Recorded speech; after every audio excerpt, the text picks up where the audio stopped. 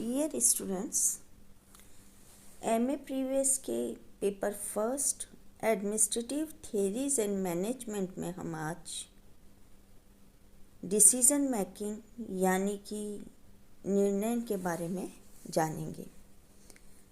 वर्तमान में संगठनात्मक व्यवहार में निर्णय एक विशिष्ट क्षेत्र है। इससे पूर्व के लेक्चर में हमने डिसीजन मेकिंग पार्ट 1 में हमने डिसीजन मेकिंग यानी कि निर्णय का अर्थ, निर्णय की विशेषताएं, निर्णय के सिद्धांत, आधार, निर्णय लेने वाले अवसर, निर्णय के प्रकार को समझा था। निर्णय पार्ट 2 में हम निर्णय प्रक्रिया के चरण, डिसीजन मेकिंग की तकनीक, डिसीजन मेकिंग के प्रतिमान और इनमें यानी कि डिसीजन में आने वाली बाधाएं को समझने का प्रयास करेंगे। हम निर्णय प्रक्रिया के अगर चरण को देखें, प्रक्रिया को देखें कि इसमें किस प्रकार से हम निर्णय लेते हैं, तो प्रशासन में जो निर्णय है एक दैनंदिन गतिविधि है और यह एक प्रक्रिया रूप में निरंतर चलने वाला स्वाभाविक कार्य है।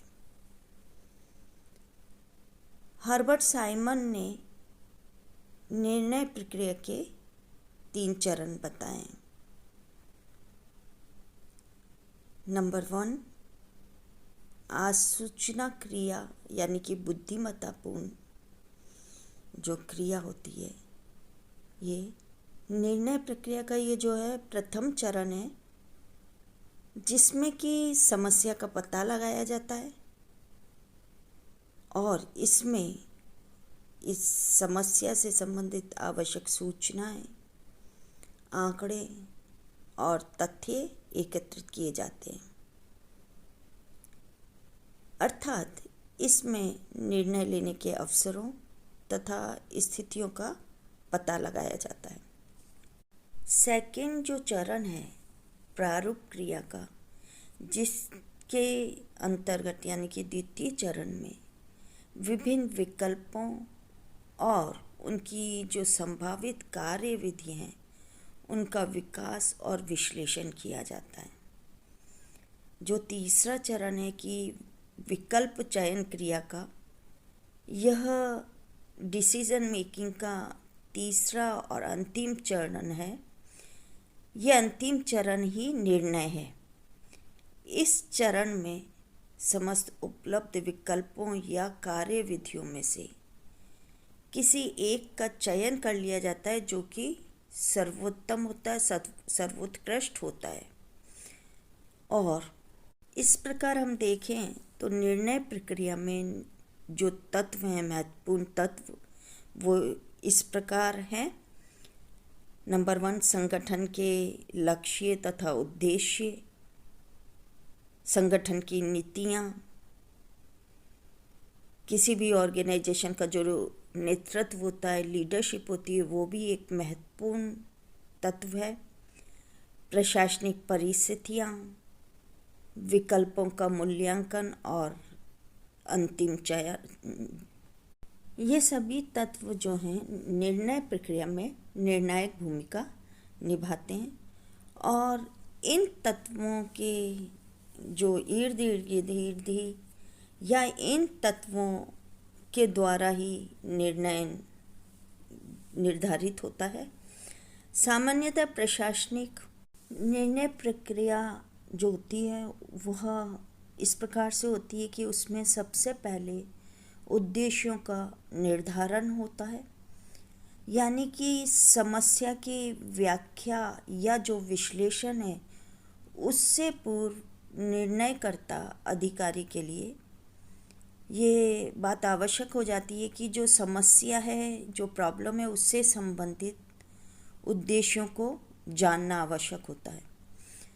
संगठन और व्यक्ति के उद्देश्यों के मध्य संतुलन तथा जो पूर्व के निर्णय हुए हैं उनमें जो प्रतिक्रिया और उनसे प्राप्त जो प्रत्युत्तर हैं उनको इस प्रथम चरण में ही विश्लेषित किया जाता है।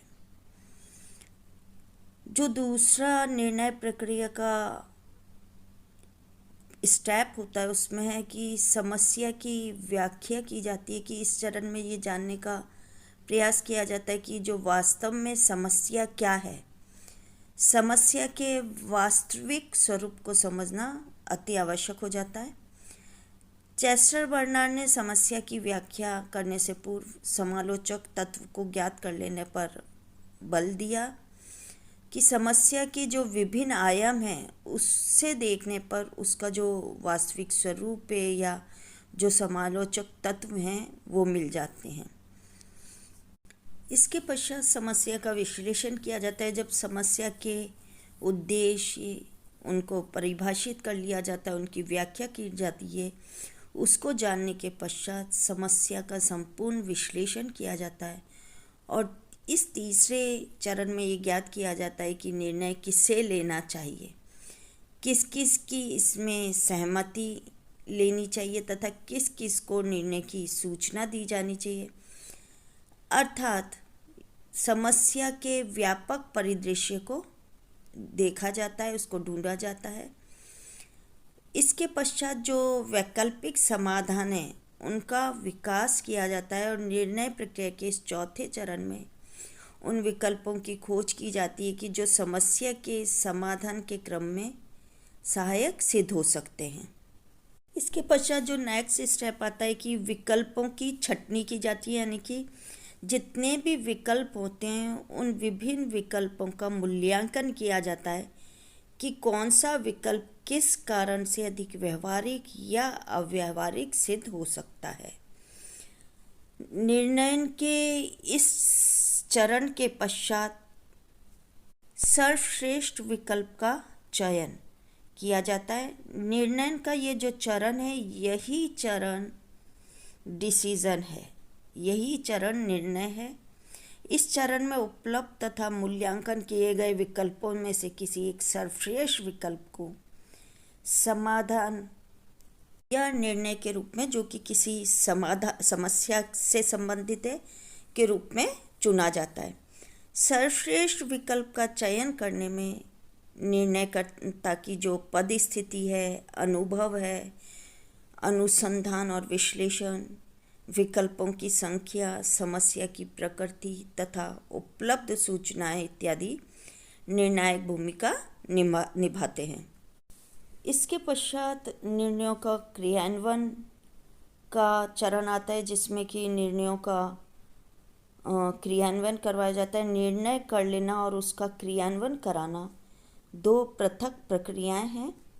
किसी भी निर्णय की क्रियान्विति के लिए ये आवश्यक है कि उस निर्णय को स्वीकार किया जाना, मतलब कि निर्णय को स्वीकार करना और उसकी क्रियान्विति के लिए आवश्यक है। अतः ये आवश्यक है कि निर्णय ऐसा हो जो क्रियान्वित करने योग्य हो तथा अधीनस्थों में इतनी प्रेरणा और मनोबल हो कि वो उसे संगठनात्मक हित में पूरा कर सकें। निर्णय के क्रियान्वयन से ही उसकी वास्तविकता या व्यवहारिकता का पता चल सकता है।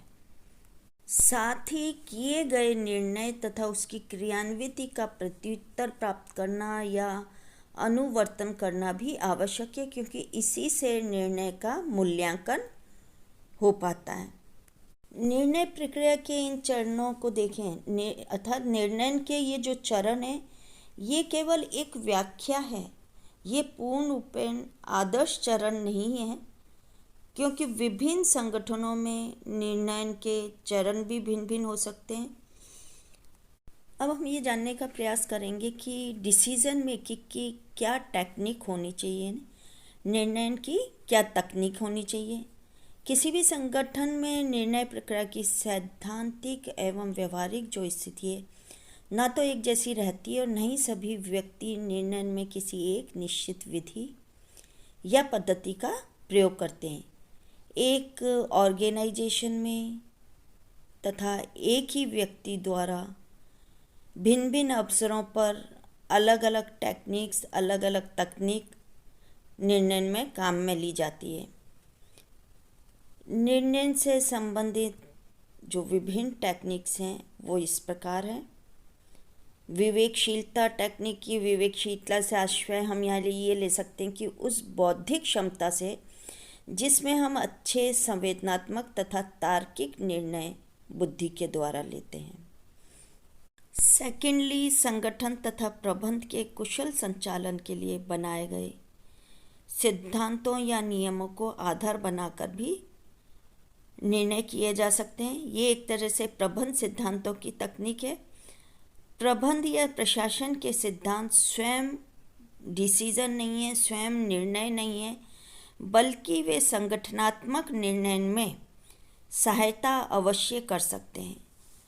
प्रबंध के सिद्धांत निर्णय के रूप में कोई विशेष महत्व नहीं रखते हैं, तथापि ये निर्णय के वातावरण के निर्धारण में बहुत महत्वपूर्ण रोल निभाते हैं, बहुत महत्वपूर्ण इनकी भूमिका होती है। थर्ड टेक्निक जो है प्रतिमान निर्माण टेक्निक। प्रतिमान या प्रतिरूप से यहाँ तात्पर्य कि उस वस्तु या विचार से है जो एक उदाहरण या आदर्श के रूप में किसी कार्य एवं योजना को प्रभावित करता है। प्रतिमान भौतिक तथा वैचारिक दोनों प्रकार का हो सकता है। आधुनिक प्रबंध के क्षेत्र में देखें तो प्रतिमान तकनीक बहुत लोकप्रिय और व्यवहारिक सिद्ध हुई है। व्यवहारात्मक तकनीक के अंतर्गत संगठन की मानव संबंध तथा व्यवहारवादी विचारधारा सहित लोकतांत्रिक परंपराओं ने इस तकनीक को बढ़ा दिया है। व्यवहारात्मक निर्णय तकनीक चाहे आधुनिक हो या परंपरागत, सभी में निर्णयकर्ता के अतिरिक्त अन्य व्यक्ति या समूह की सहभागिता अवश्य रहती है। नेक्स्ट टेक्निक जो है आर्थिक एवं वित्तीय तकनीक। अगर इन तकनीक की बात करें तो सामान्य आर्थिक सिद्धांतों तथा सीमांत विश्लेषण से ये सिद्ध हो चुका है कि इनका निर्णय में महत्वपूर्ण स्थान है। वित्तीय तकनीकों में पूर्ण लाभ, विनियोजित पूंजी या ब्याज दर, विनियोजित वसूली इत्यादि को आधार बनाकर निर्णय किए जाते हैं। मूल्यांकन तथा विश्लेषण का मूल आधार प्रदान करने वाले आर्थिक एवं वित्तीय सिद्धांत व्यापक रूप से डिसीजन मेकिंग को प्रभावित करते हैं। एक और जो टेक्निक है निर्णय की वो है सांख्यिकी तकनीक, यानी कि आंकड़े, तथ्य तथा सूचनाओं का आधुनिक संगठनों में बहुत इम्पोर्टेंस है, बहुत महत्व है, क्योंकि नियोजन, नियंत्रण तथा मूल्यांकन के जो समंक हैं उनकी अनिवार्यता सर्वविदित है। गणितीय एवं सांख्यिकी परिमाणात्मक विधियां जो हैं जैसे कि संभाव्यता की अवधारणा इत्यादि डिसीजन मेकिंग के लिए मार्गदर्शक तकनीक सिद्ध होती है। विशिष्ट निर्णय तकनीक की हम बात करें तो कंप्यूटर, संचार साधन तथा प्रबंध एवं नियोजन की आधुनिक तकनीक जैसे पर्ट, CPM इत्यादि विधियों ने निर्णय को नए आधार प्रदान किए हैं। परिचालन अनुसंधान, कीड़ा सिद्धांत, रेखीय कार्यक्रमण इत्यादि जो तकनीक हैं, जो अवधारणा है, इसके आधार पर या इन विशिष्ट निर्णय तकनीक के आधार पर आजकल बहुत से तकनीकी एवं जटिल निर्णय लिए जा सकते हैं। डिसीजन मेकिंग की इन टेक्निक्स का चर्चा के पश्चात हम अब डिसीजन मेकिंग के मॉडल्स को जानेंगे, यानी कि निर्णय के प्रतिमान। निर्णय के संबंध में मानव व्यवहार तथा संगठनात्मक परिस्थितियों को आधार बनाकर जो प्रतिमान प्रचलित हैं वो दो प्रकार के प्रतिमान हैं। नंबर 1 आर्थिक मानव प्रतिमान या पूर्ण विवेकशीलता प्रतिमान, और नंबर 2 प्रशासनिक मानव या सीमित विवेकशीलता प्रतिमान। इसी के साथ एक और प्रतिमान है, तीसरा प्रतिमान, जो कि सामाजिक मानव प्रतिमान है। हम अगर आर्थिक मानव प्रतिमान यानी कि इकोनॉमिक मैन थ्योरी या इकोनॉमिक मैन थ्योरी का जो मॉडल है उसको देखें तो ये प्रतिमान दो मान्यताओं पर आधारित है।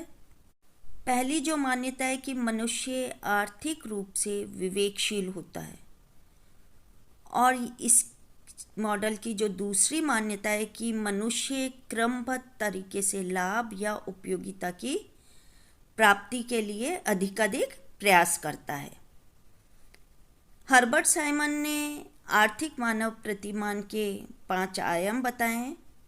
नंबर 1, इस प्रकार के निर्णय जो हैं पूर्णतया विवेकयुक्त तथा साधन साध्य संबंध पर आधारित होते हैं। सेकेंडली, विकल्पों में से प्राथमिकता अनुसार विकल्प चुनने हेतु पूर्ण तथा नियमित व्यवस्था होती है और इसमें सभी संभावित विकल्पों के प्रति पूर्ण सजगता रहती है। साइमन ने एक और जो आयाम बताया कि सर्वश्रेष्ठ विकल्प के चयन हेतु गणनाओं की कोई सीमा नहीं होती है, और साथ ही संभाव्यता की गणना हेतु कोई आशंका या रहस्य नहीं होता है। आर्थिक मानव या पूर्ण विवेकशीलता प्रतिमान में निर्णय के जो चरण हैं वो इस प्रकार हैं कि समस्या या प्रकरण के उद्देश्य या लक्ष्य जानना या समस्या की पहचान करना। द्वितीय चरण में समस्या को परिभाषित किया जाता है और जो लक्ष्य प्राप्त करने हैं उसे निश्चित किया जाता है।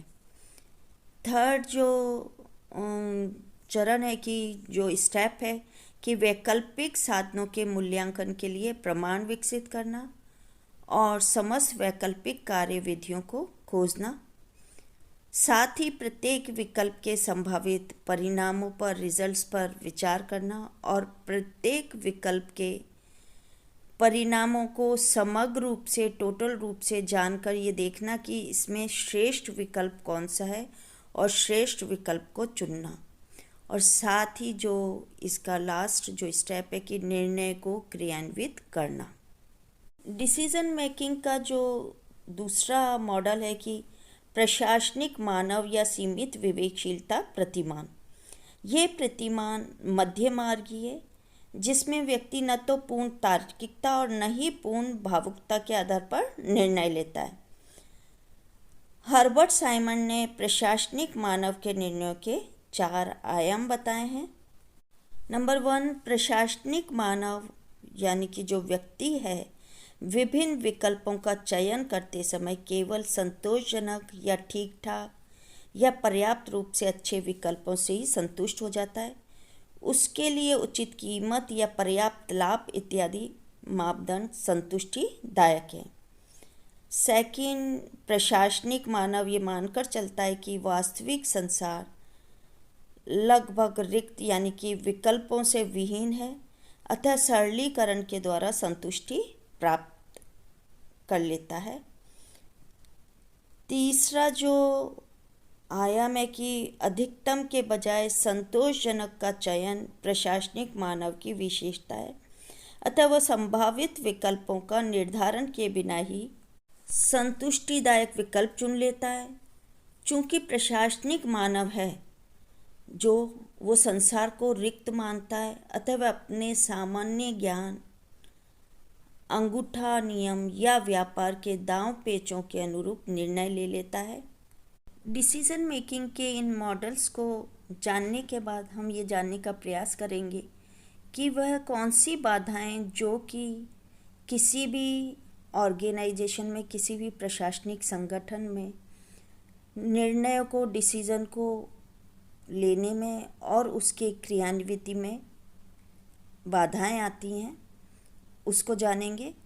प्रशासनिक संगठनों में निर्णयों को विवेकशील बनाने तथा व्यवहारिक रूप में क्रियान्वित करने के संबंध में असंख्य समस्याएं तथा बाधाएं विद्यमान हैं।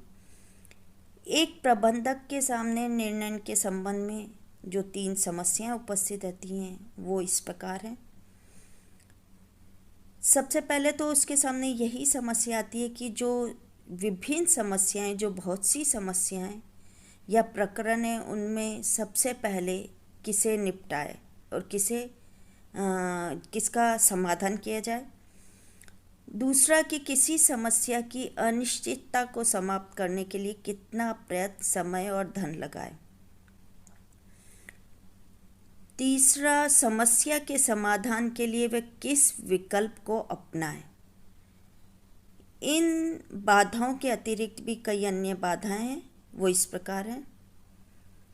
निर्णय तंत्र की सीमा होती है कि संगठनात्मक स्तर पर प्रवर्तित निर्णय प्रक्रिया की व्यवस्था में भी अनेक प्रकार के दोष व्याप्त रहते हैं, दोष विद्यमान रहते हैं कि किस अधिकारी को कितनी सत्ता तथा अधिकार दिए जाएं तथा उसी के अनुरूप उत्तरदायित्व निर्धारित किए जाएं इत्यादि का निर्धारण किसी भी ऑर्गेनाइजेशन में, किसी भी संगठन में सरलता से नहीं हो पाता है।